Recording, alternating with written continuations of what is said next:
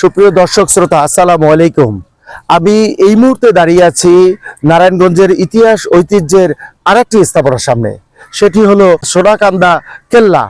আপনারা জানেন, ইতিহাস ঐতিহ্যে এই সোনাকান্দা কেল্লা সহ আরো 3টি কেল্লা কিন্তু স্থাপন করা হয়েছিল সেই মুঘল আমলে, অর্থাৎ 1650 সালে এই বাংলার সুবেদার মীর জুমলা পানিপথে ডাকাতি এবং জলদস্যুদের হাত থেকে তৎকালীন যে ঢাকা পূর্ববর্তী নাম ছিল জাহাঙ্গীরনগরকে রক্ষা করার জন্য কিন্তু এই 3টি কেল্লা নির্মাণ করা হয়েছিল। এর মধ্যে শীতলক্ষার পূর্ব পার অর্থাৎ বন্দরের অংশে এই সোনাকান্দা কিল্লা এবং নদীর ঠিক পশ্চিম পারে হাজীগঞ্জ কিল্লা, অপরটি রয়েছে মুন্সিগঞ্জের ইদ্রাকপুরে। তো আজকে আমি আপনাদেরকে এই কেল্লা সম্পর্কে, এই কেল্লার ইতিহাস ঐতিহ্য এবং গুরুত্ব, ওই সময়ের তাৎপর্য এবং বর্তমানে এই কেল্লার কি অবস্থা পর্যায়ক্রমে আপনাদের সামনে তুলে ধরার চেষ্টা করব। এত সুন্দর কারুকার্য এবং তৎকালীন সময়ের যে শিল্প এবং ওই সময়ের যে স্থাপত্য নিদর্শন দেখিয়েছেন তা অত্যন্ত চোখে পড়ার মতো। আসলে এই কেল্লা 3টি অর্থাৎ সোনাকান্দা কেল্লা, হাজীগঞ্জ কেল্লা এবং মুন্সিগঞ্জের ইদ্রাকপুর কেল্লা, এই 3টি কেল্লাই কিন্তু আসলে একই ধরনের, একই রকমের এবং একই রকমের নকশা খচিত ভাবে কিন্তু আসলে ওই সময়ে নির্মাণ করা হয়েছিল। আপনারা দেখুন যে আসলে কত চমৎকার নিদর্শন ছিল এই কেল্লাগুলোতে। এক সময় কিন্তু বাংলার ইতিহাসে এই কেল্লা 3টির ব্যাপক সুনাম এবং ওই সময়ে নিরাপত্তা বলয় তৈরি করেছিল এই কেল্লা 3টি। তো আসলে এর মধ্যে উল্লেখযোগ্য হলো এই সোনাকান্দা কেল্লাটি। আপনারা জানেন যে আমরা কিন্তু একেবারে এই কেল্লার অনেক ইতিহাস আমাদের জানা আছে এবং বিভিন্নভাবে কিন্তু ইতিহাসে এবং উইকিপিডিয়া এবং গুগলে এর ইতিহাস রয়েছে। আমরা কিন্তু একেবারে এই কেল্লার ঠিক প্রবেশ গেটে আপনারা দেখতে পাচ্ছেন যে আসলে লোহার একটি গেট ওই সময়ে কিন্তু এখানে নির্মাণ করা হয়েছিল। তো সবকিছু মিলিয়ে আপনি দেখেন, এটা কিন্তু প্রধান ফটক, অর্থাৎ এই কেল্লায় প্রবেশের একেবারে প্রধান যে ফটকটি সেটি কিন্তু এটি। তো এরপরেই কিন্তু ভিতরে রয়েছে কেল্লার বড় একটি অংশ। তো সবকিছু মিলিয়ে আসলে অত্যন্ত চমৎকার করে কিন্তু ওই সময় এই কেল্লাগুলো আসলে নির্মাণ করা হয়েছিল। তো আসলে ইতিহাসে বলা আছে যে 1650 সালে বাংলার সুবেদার মীর জুমলা কিন্তু এই বাংলার যে রাজধানী অর্থাৎ জাহাঙ্গীরনগরকে সুরক্ষিত করার লক্ষ্যে এবং জলপথে যে ডাকাতি হতো অর্থাৎ জলদস্যুদের হাত থেকে কিন্তু এই অঞ্চলকে রক্ষা করার জন্য কিন্তু এই দুর্গগুলো তৎকালীন সময়ে নির্মাণ করা হয়েছিল। তো সবকিছু মিলিয়ে আজকে আমরা আপনাদেরকে এই দুর্গের অনেক ইতিহাস ঐতিহ্য আমরা জানানোর চেষ্টা করব এবং পর্যায়ক্রমে যে হাজীগঞ্জ কেল্লাটি রয়েছে সেটিও আপনাদেরকে দেখানোর চেষ্টা করব। যদি সম্ভব হয় তাহলে আমরা তার ইতিহাস ঐতিহ্য আপনাদেরকে তুলে ধরার চেষ্টা করব। তো আসলে এই কেল্লাটি এখন একেবারে অবহেলিত এবং প্রত্নতত্ত্ব অধিদপ্তরের তত্ত্বাবধানে কিন্তু এটি রয়েছে এবং আপনারা জানেন এইখানে কিন্তু এই পরিত্যক্ত অবস্থায় পড়ে আছে এবং আশেপাশের যে জায়গা জমিগুলো কিন্তু অনেকটাই দখলে চলে গেছে। আপনারা কিন্তু দেখতে পাচ্ছেন যে বাড়িঘর নির্মাণ হয়ে গেছে বিভিন্ন অর্থাৎ এই কেল্লার চতুর্দিকে। তো সবকিছু মিলিয়ে আসলে অনেক জায়গার উপর কিন্তু এই কেল্লাটি নির্মাণ করা হয়েছিল তৎকালীন সময়ে এবং আপনারা দেখছেন যে আসলে যুদ্ধের যে কৌশল অর্থাৎ শত্রুপক্ষকে আক্রমণ করার জন্য যত কৌশল অবলম্বন করা দরকার সেই কৌশলগুলো কিন্তু এই সময়ে অবলম্বন করার জন্য এই নির্মাণ এবং এই স্থাপনাটি একেবারে ইতিহাসের সাক্ষী হয়ে দাঁড়িয়ে আছে। তো আমরা আসলে আপনাদেরকে যে বিষয়টি আসলে বারবারই জানাতে চেষ্টা করেছি যে বাংলার ইতিহাস ঐতিহ্যের একটি সাক্ষী হয়ে কিন্তু দাঁড়িয়ে আছে এই সোনাকান্দা কেল্লাটি। সোনাকান্দা কেল্লার একটি ইতিহাস রয়েছে তৎকালীন মুঘল আমলে অর্থাৎ ঈশা খাঁর আমলে কিন্তু এই কেল্লাটি ব্যবহার করেছিলেন ঈশা খাঁ। তখন কিন্তু এখানে যে রাজা অর্থাৎ রাজার এক কন্যাকে কিন্তু তিনি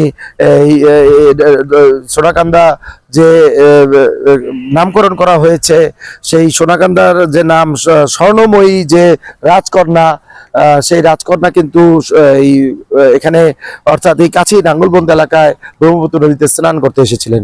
সেই স্নান করা যে অবস্থায় তাকে কিন্তু অপহরণ করেছিলেন ডাকাতরা, সেই ডাকাতদের হাত থেকে কিন্তু ইশাখা সেই স্বর্ণ মহিকে কিন্তু আসলে উদ্ধার করেছিলেন, উদ্ধার করে তার এই কেল্লা তাঁবুতে রেখেছিলেন। এবং এই তাঁবুতে রাখার কারণে কিন্তু হিন্দু সংস্কৃতিতে আছে যে মুসলমানের ঘরে গেলে তাদের জাতের বিনষ্ট হয় বা জাত যায়, এরকম একটা বিষয় কিন্তু ওই সময় প্রবাদ চলমান ছিল, যার কারণে কিন্তু তার মেয়েকে অর্থাৎ স্বর্ণময়ীকে কিন্তু ফেরত নেওয়া হয়নি। তখনই কিন্তু স্বর্ণময়ীর যে নিদর্শন হিসাবে কিন্তু এই স্বর্ণ এই কেল্লাটির নামকরণ করা হয় সোনা কান্দা কেল্লা। তো আসলে সবকিছু মিলিয়ে এর ইতিহাস ঐতিহ্য অনেক রয়েছে। বর্তমানে আপনারা জানেন যে আসলে এখানে অনেক ইতিহাস রয়েছে, যুদ্ধের ইতিহাস রয়েছে এবং শত্রুপক্ষকে ঘায়েল করার অনেক ইতিহাস রয়েছে। আমরা অনেকটা উঁচু স্থানে চলে এসেছি। এই স্থানটি একেবারে এখান থেকে শীতলক্ষা নদীর পাড় সহ বিভিন্ন এলাকা কিন্তু আসলে ওই সময়ে তৎকালীন সৈন্যরা কিন্তু তাদের পর্যবেক্ষণ করতে পারতেন এই জায়গাটি থেকে। এবং আপনি দেখেন বিভিন্ন ধরনের কিন্তু এখানে ছিদ্র রয়েছে, যেগুলো দিয়ে তারা বিভিন্ন ধরনের অস্ত্রের ব্যবহার কিন্তু করতে পারতেন। তো এখন আসলে সেই নিদর্শন সাক্ষী হয়ে দাঁড়িয়ে আছে, কিন্তু অযত্নে অবহেলায় এখানে দেখেন কিছু ছাগল কিন্তু ভিতরে ঘাস খাচ্ছে।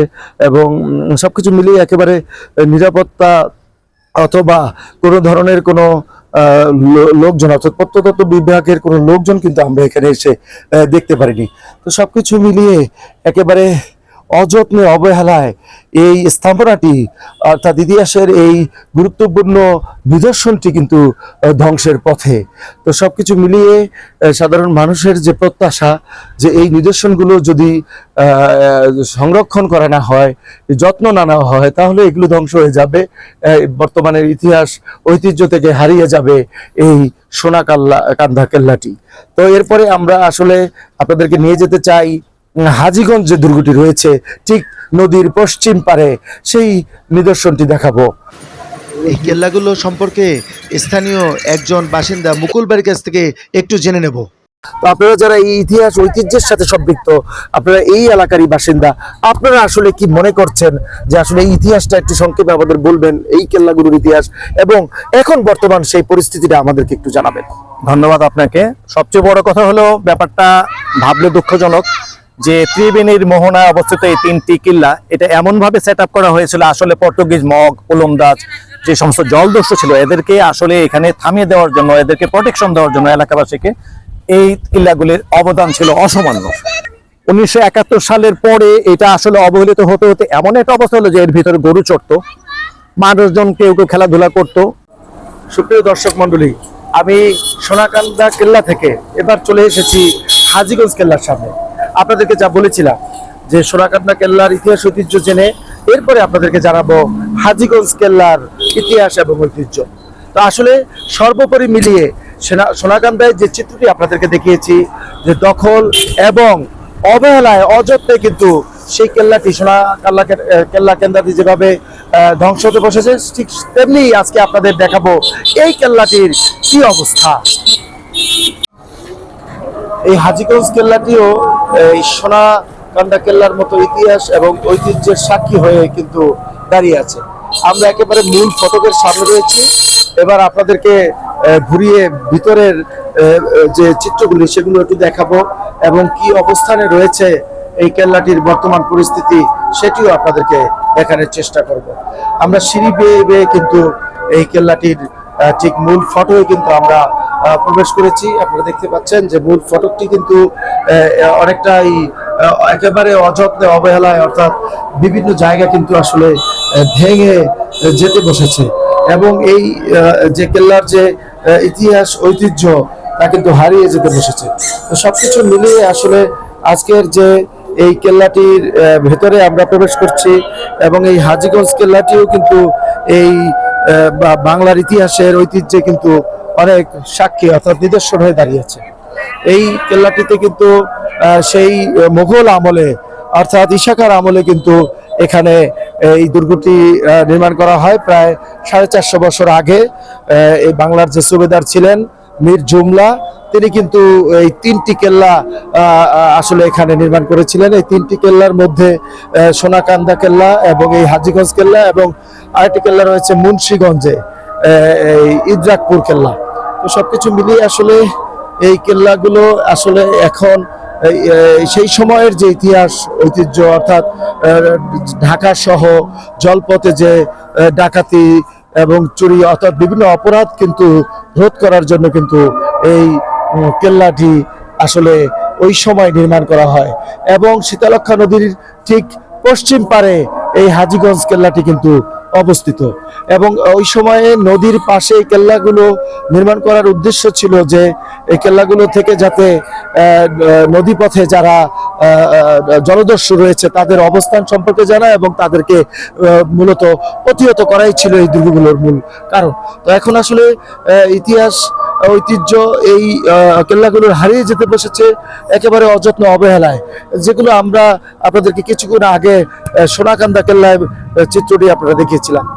তো সবকিছু মিলিয়ে এই কেল্লাগুলো সংস্কার হবে এবং এই কেল্লাগুলো ভবিষ্যৎ প্রজন্মের জন্য আরো সুন্দর এবং দৃষ্টান্ত হয়ে দাঁড়িয়ে থাকবে, এমনটাই কিন্তু আসলে প্রত্যাশা করছেন এলাকার মানুষ। এবং একই সাথে আরেকটি কথা না জানালেই নয়, এই কেল্লাগুলোর ভেতরে কিন্তু সন্ধ্যা নেমে আসলেই আসলে অপরাধ জগতে পরিণত হয় এবং বিভিন্ন ধরনের নেশা সামগ্রী এখানে সেবন সহ বিক্রি হয় বলেও আমরা কিন্তু জানতে পেরেছি। সবকিছু মিলিয়ে আসলে এই কেল্লাগুলো সরকারি সার্বিক তত্ত্বাবধানে নিয়ে আসলে এবং এগুলো যদি যে প্রত্নতত্ত্ব বিভাগ রয়েছে তারা যদি যথাযথ নজর এবং এগুলো সংস্কারে এগিয়ে আসেন, তাহলে এই কেল্লাগুলো হতে পারে বাংলাদেশের পর্যটন শিল্পের একটি প্রধান অংশ।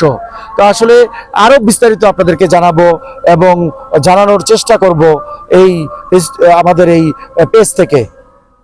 দর্শক শ্রোতা, আমরা আপনাদেরকে ঘুরিয়ে ঘুরিয়ে দেখালাম ইতিহাস ঐতিহ্যবাহী সেই সোনাকান্দা কেল্লা এবং হাজীগঞ্জ কেল্লা। এই কেল্লা দুটি অযত্ন এবং অবহেলায় একেবারে ধ্বংস হতে বসেছে। প্রত্নতত্ত্ব বিভাগ এবং সরকার যথাযথ ব্যবস্থা নেবে এবং এগুলো সংস্কার করে ভবিষ্যৎ প্রজন্মের জন্য তুলে রাখবে এবং ভবিষ্যৎ প্রজন্ম জানতে পারবে যে এই দেশের এক সময়ের মুঘল আমলের এই নিদর্শনগুলো। সবকিছু মিলিয়ে ভালো থাকুক এই আমাদের দেশের ইতিহাস ঐতিহ্য, টিকিয়ে থাকুক আমাদের দেশের ইতিহাস ঐতিহ্য এবং সাধারণ মানুষ সেই সম্পর্কে জেনে বুঝে তারা একটি আত্মপ্রাণ সৃষ্টিতে তৈরি করবে, এমনটাই প্রত্যাশা সকলের। আমি আব্দুল্লাহ মামুন আজকের মতো বিদায় নিচ্ছি। আমাদের এই পথ চলা আবারও কোনো না কোনো বিষয় নিয়ে আপনাদের সামনে হাজির হব। আমি আব্দুল্লাহ মামুন। আসসালামু আলাইকুম রহমতুল্লাহ।